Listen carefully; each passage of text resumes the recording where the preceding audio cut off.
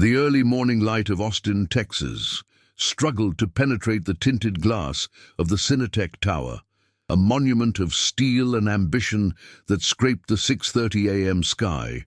Inside, on the 40th floor, the atmosphere in the crisis room was thick with the scent of stale coffee and expensive fear. A dozen high-level executives, men in tailored suits that seemed to shrink with every passing minute, stood like statues around a massive conference table, their faces illuminated by the cold blue glow of monitors, displaying nothing but cascading error messages, were masks of contained panic.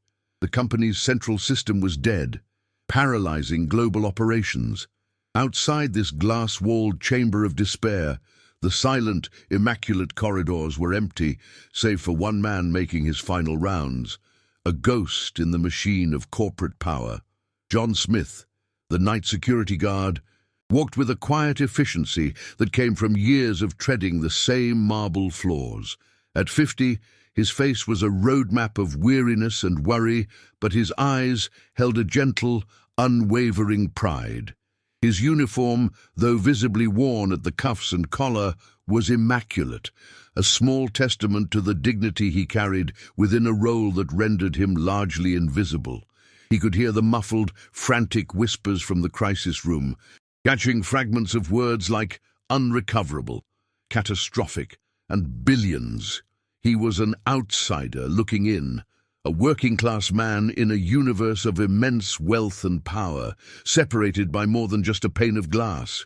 He knew every corner of this building, yet in moments like this, he felt like a complete and utter stranger. His hand tightened on the handle of his utility cart as a memory, sharp and clear, cut through the ambient tension. It was his daughter Maya's voice on the phone from just a few hours ago, calm and confident amidst his own concerns about the strange system alerts. "Dad, from what you're describing, I think I know what it might be." Her certainty was a stark contrast to the educated helplessness he was witnessing from the company's top engineers. A fierce, protective pride surged through him, an impulse so powerful it overshadowed years of trained deference and obedience. He looked at the defeated postures of the men in the room, at the raw desperation etched on their faces. In that moment, he wasn't just a guard. He was a father who held an impossible key. Taking a deep breath that did little to calm his hammering heart, John broke a protocol he had followed for a decade. He pushed open the heavy glass door. The hushed conversation ceased instantly as every pair of eyes, filled with annoyance and disbelief, turned to him. The silence was a physical weight. "Excuse me, sirs," he began, his voice trembling but resolute. "My daughter, she can fix this." A beat of stunned silence was followed by a ripple of scornful laughter. Richard, the CEO, a man whose arrogance was now curdling into desperation, shot him a look of pure contempt. "Bring the girl in," he sneered, a cruel smirk twisting his lips. "Let's see this whole circus burn to the ground." The sting of that public humiliation was sharp and deep, a moment of injustice that so many have faced. If you feel that stories of quiet strength deserve to be told, your subscription helps us continue sharing them. The short drive home was a journey through a tunnel of echoing shame. Richard's words, "Let's see this whole circus burn to the ground," replayed in John's mind, each syllable a fresh sting of public humiliation. The blurred streetlights of Austin seemed to mock him, their indifferent glow illuminating a world of power and privilege he had just trespassed upon.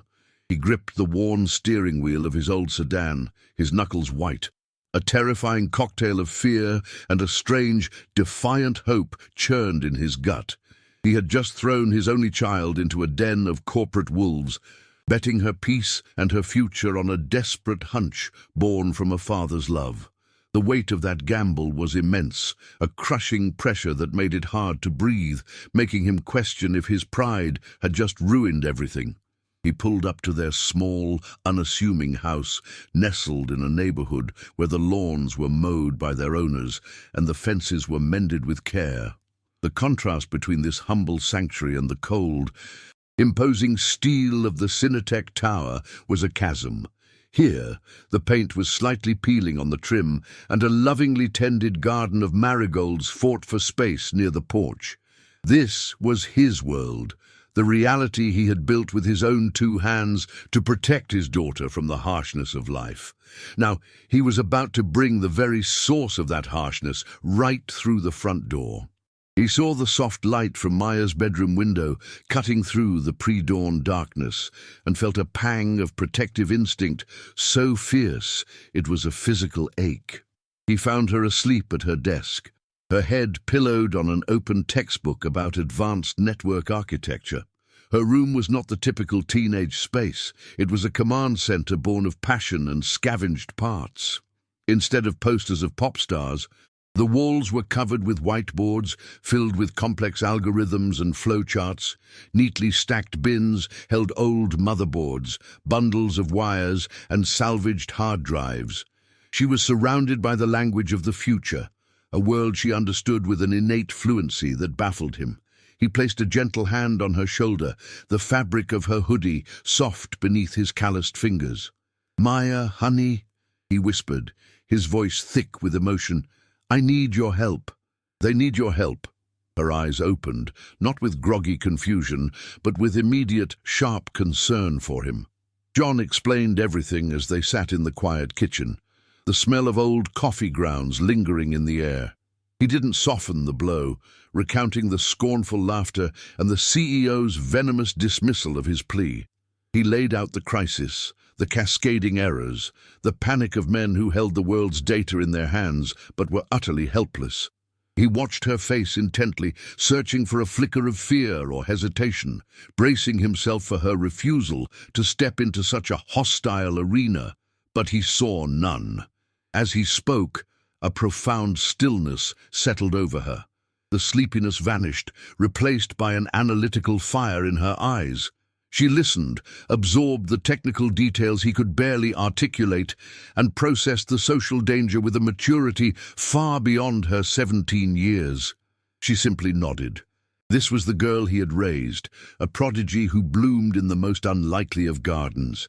He remembered her at 7, not playing with dolls, but meticulously disassembling a broken radio he'd brought home from a flea market, laying out every piece on the living room floor.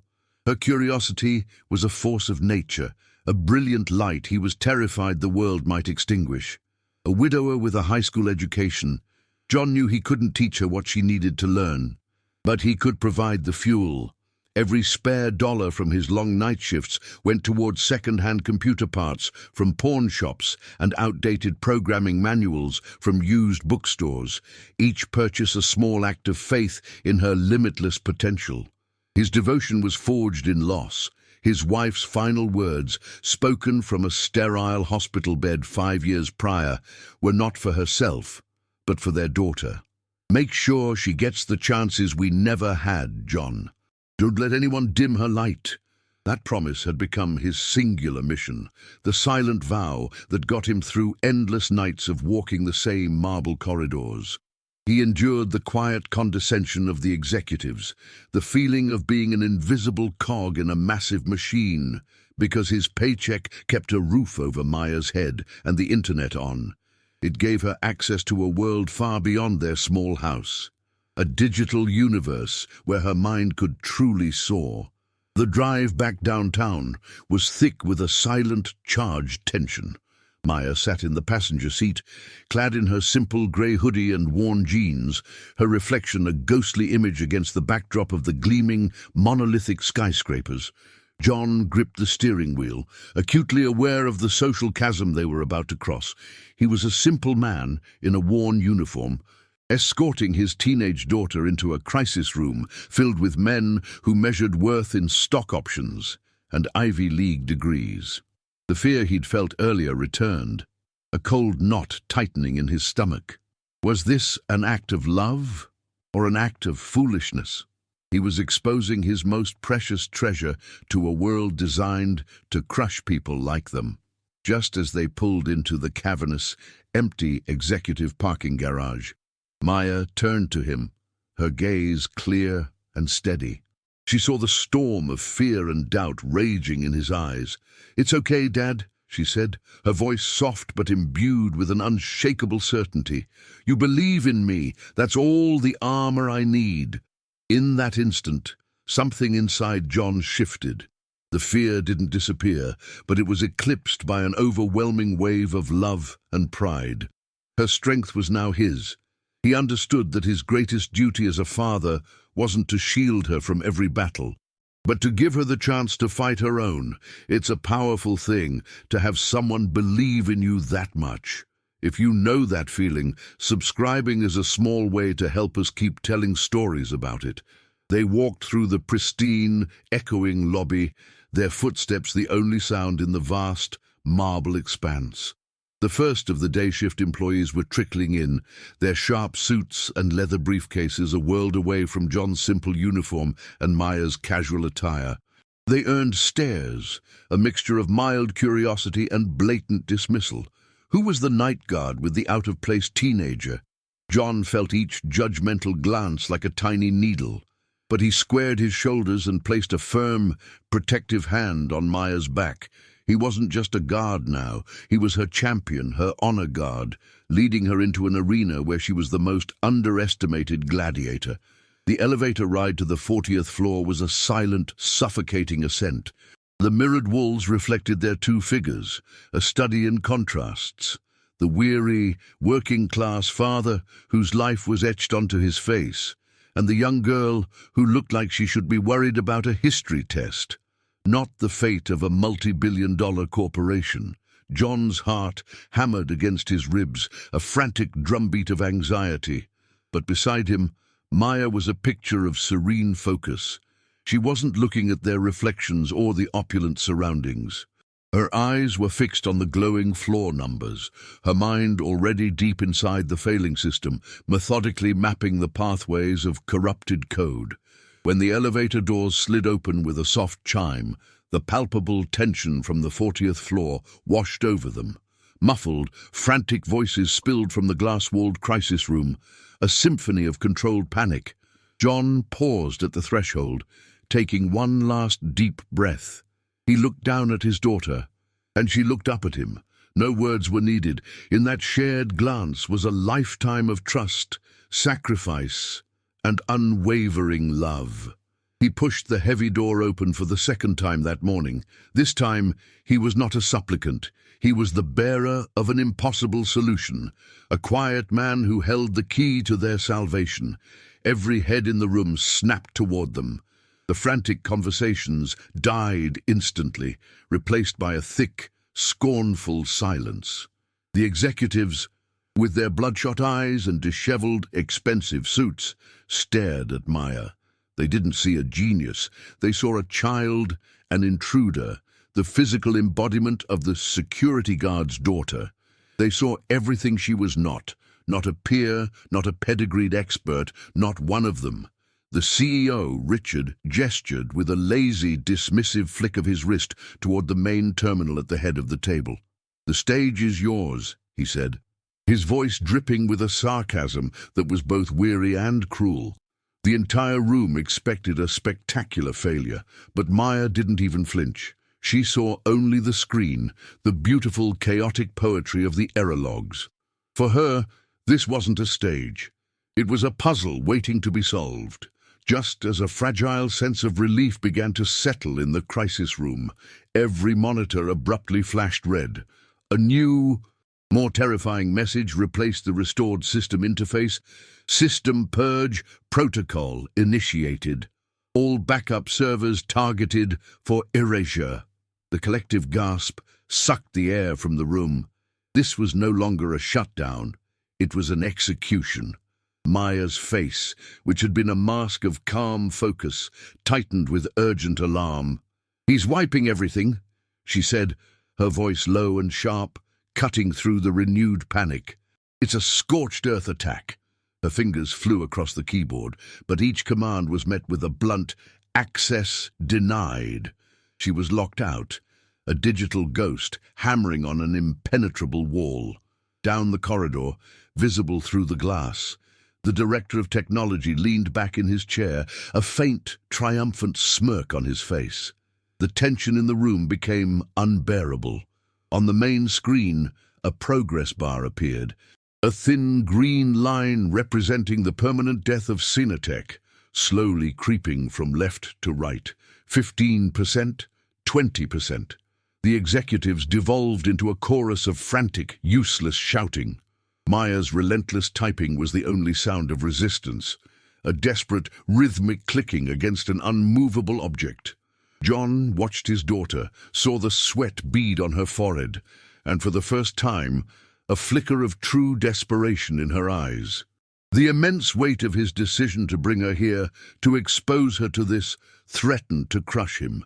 His gaze shifted from Maya to the smug silhouette of the director, and a cold, protective fury he had never known surged through him. This was no longer about saving a corporation. It was about defending his daughter's honor from a man determined to destroy her. John's mind, a repository of a decade's worth of physical details, began to race. He didn't see lines of code, he saw conduits, server racks, and power grids. He remembered the late-night maintenance checks, the worn blueprints he'd studied for fire drills, the peculiar wiring schematic for the executive wing. A specific, seemingly trivial memory surfaced with stunning clarity. A small, metal utility closet just down the hall, and inside, a breaker panel. He recalled an electrician's handwritten note taped beside one specific switch. DIR, office only, dedicated line. In that instant, the digital and physical worlds collided in his mind. The director's power came from his connection, a fragile thread of electricity and data. While Maya fought a battle in a world of ones and zeros, John realized he could fight in a world of steel, copper, and raw power.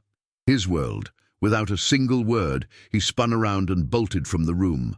The executives, their eyes glued to the creeping green line of doom, barely registered his departure. He moved with a purpose they had never seen in him, the quiet guard transformed into a man on a singular mission. He wrenched open the utility closet door, the metal groaning in protest.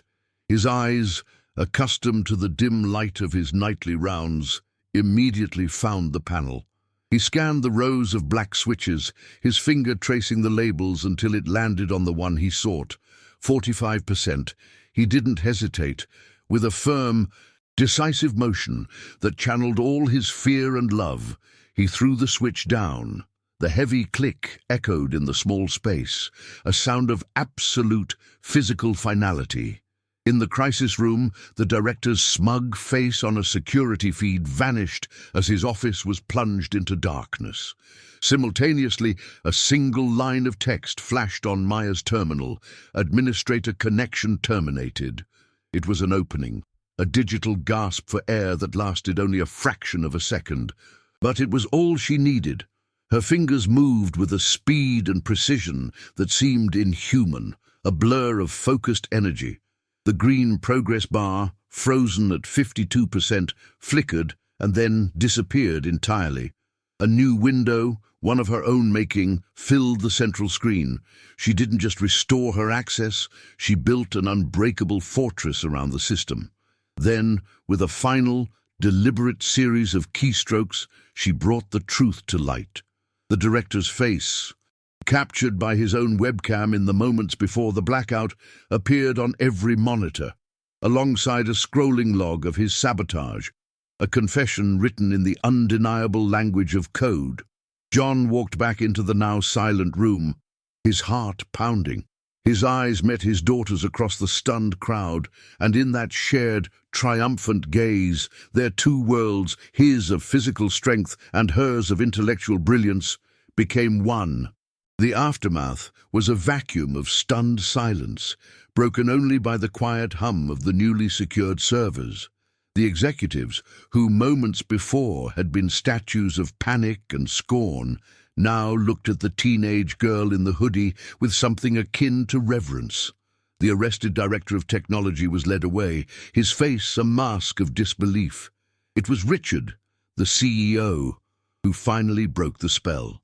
He walked slowly toward Maya and John, his arrogance completely stripped away, leaving only a raw, humbling shame. He didn't offer a handshake or a corporate platitude. Instead, he looked John directly in the eye and then turned to his daughter. "I owe you both an apology," he said, his voice quiet, but carrying across the entire room. "For my arrogance, for my blindness. You didn't just save my company. You reminded me what true value looks like." The apology was public, unequivocal, and the first brick in a new foundation. Within a week, the changes were seismic and sincere. Richard, true to his word, announced the creation of the Maya program, a multi-million-dollar foundation funded by Cinetech, dedicated to providing scholarships and mentorship to gifted, low-income students in technology. Maya was its first unofficial recipient, offered a full scholarship to MIT and a standing position as a junior cybersecurity consultant, a role she could grow into at her own pace. John Smith, the man who had been invisible, was promoted to head of corporate security. It wasn't just for his quick thinking, but as Richard stated in the company-wide memo, for his unwavering integrity and for understanding that the greatest assets aren't kept on servers but are nurtured in our homes. The company's philosophy began a slow, meaningful shift, from valuing only pedigree to seeking out raw, brilliant potential wherever it might be found.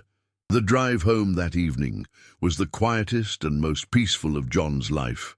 They passed the same streets that had seemed to mock him just hours before, but now the city lights felt like a gentle, welcoming glow. He glanced over at Maya, who was leaning her head against the passenger window, a small, tired smile on her face. She hadn't just solved a puzzle, she had faced down a world of prejudice and won on her own terms. John felt a wave of pride so profound it was a physical ache in his chest. He had shielded her, provided for her, and in the end, the greatest thing he had done was to simply trust her. Their story is a powerful reminder that the greatest investments we can ever make are in the people we love. If you believe that stories like this one need to be heard, subscribing helps us bring more of them to light. 5 years later, the main auditorium at Cinetech was filled to capacity. On stage, a confident young woman, a recent MIT graduate, commanded the attention of the entire tech world as she unveiled a revolutionary new security system she had designed. It was Maya, in the front row, John, now in a well-tailored suit that couldn't hide the gentle weariness still in his eyes, watched her with tears of unrestrained pride. He was no longer just a guard. He was a respected executive and, more importantly, a father who had seen his promise fulfilled. Beside him sat a nervous but bright-eyed 16-year-old boy, the newest recipient of the Maya program scholarship, looking up at the stage with the same mix of awe and ambition that had once burned in a young girl's heart in a cluttered bedroom, proving that a single act of courage can illuminate a path for generations to follow.